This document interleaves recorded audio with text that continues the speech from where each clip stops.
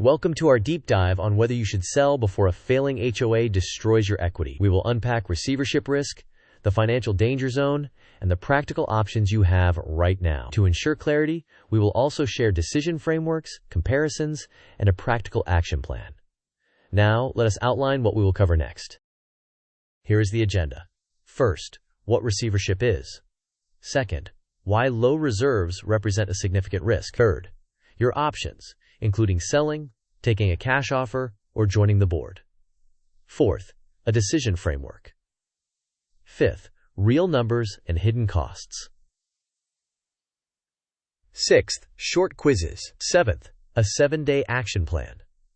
Eighth, key takeaways. Finally, an important disclaimer. With that, let us proceed to a quick but essential disclaimer. This content is for educational purposes only and does not constitute financial, legal, tax, or real estate advice. HOA laws and enforcement vary widely by jurisdiction. Receivership standards, disclosure rules, and required HOA documents also differ. Consult licensed professionals in your area before making decisions. With that established, let us now define the threat clearly. The core threat comes from dysfunctional boards, depleted reserves, and deferred maintenance. This combination frequently leads to special assessments or even state-appointed receivership. When those happen, costs can arrive suddenly and be very large, destroying accumulated equity. Now that the threat is clear, let us explain receivership risk step by step. Receivership occurs when a court or state appoints a receiver to run an HOA that is failing to govern itself. Receivers can levy large assessments quickly, frequently exceeding $20,000 per unit. This is why low reserves and deferred maintenance create substantial equity risk. Another effect is that lenders and informed buyers will request and scrutinize HOA financials. The required HOA certificate and financial statements, which often cost a few $100s to obtain, will expose instability and can deter buyers. Having defined receivership, let us now quantify the financial danger zone.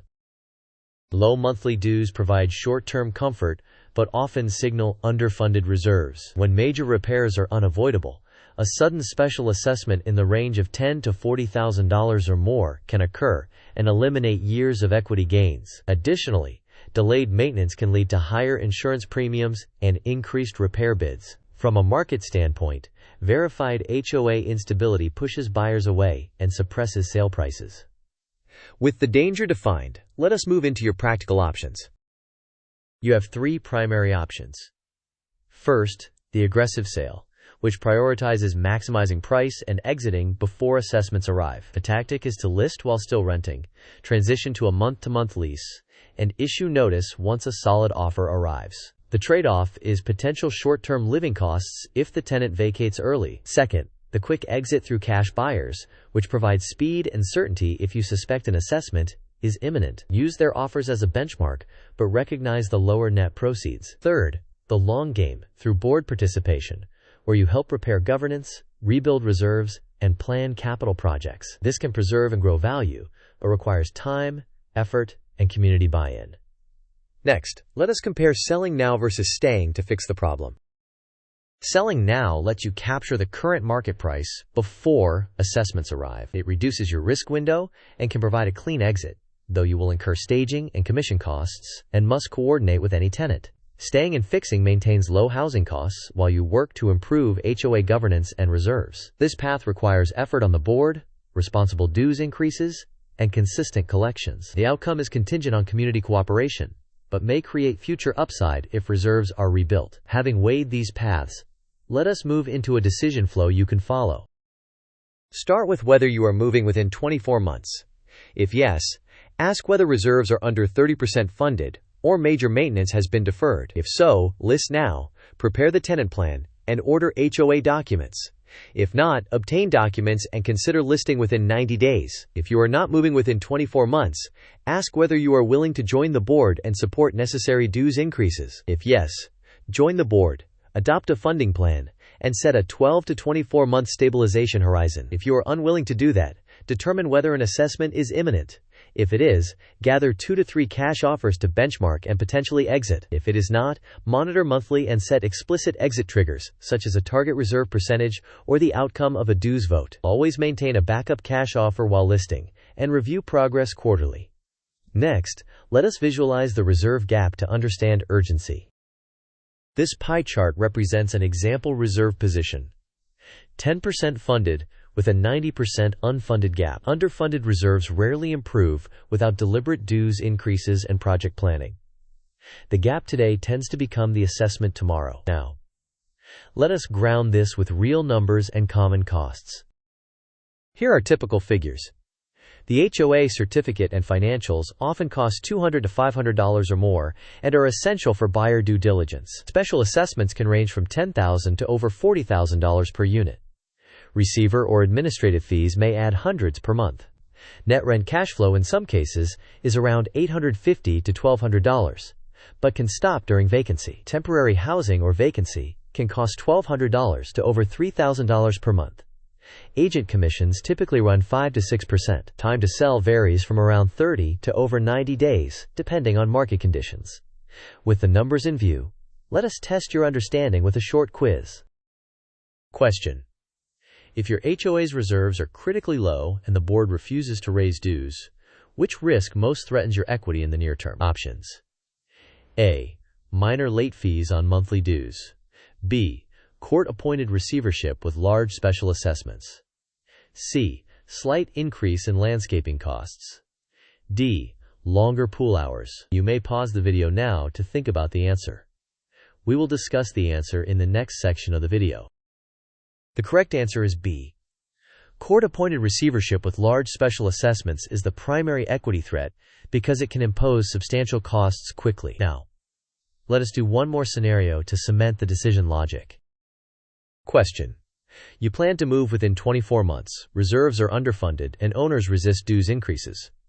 Which option most often protects your equity? Options: A. List for sale now while coordinating tenant terms. B. Do nothing and hope for the best.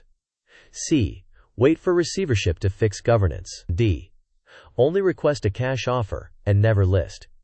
You may pause the video now to think about the answer. We will discuss the answer in the next section of the video. The correct answer is A. Listing now while coordinating with your tenant typically protects more equity than waiting, given underfunded reserves and resistance to dues increases. Next, let us turn this into a concrete action plan for the coming week. Here is a 7-day action plan. Days 1 and 2. Request the HOA certificate, current financial statements, the latest reserve study, and delinquency reports. Days 2 and 3. Interview 2 to 3 listing agents and ask specifically about HOA and lender red flags, then set a pricing strategy. Days 3 and 4. Pre-list the property while it is still rented, convert to month, and align tenant notice with an accepted offer. Days 4 and 5. Obtain 1 to 2 no-obligation cash offers to benchmark your pricing. Days 5 and 6. Prepare the unit with light repairs, cleaning, and photos, and disclose HOA risks clearly. Days 6 and 7. List with strong buyer terms and keep a backup cash offer. If you choose to stay, apply to the board, propose a funding plan, and define milestones. Now, let us lock in the core ideas you should remember. The main points are as follows. Receivership risk can erase equity quickly, and the required HOA documents will reveal the risk. Time is equity, so listing before assessments typically preserves more value. Cash buyers provide speed, while traditional listing offers a higher potential net. Staying can work only if you actively fix governance and fund reserves. Always define exit triggers and maintain a backup plan. With those in mind, let us summarize the verdict.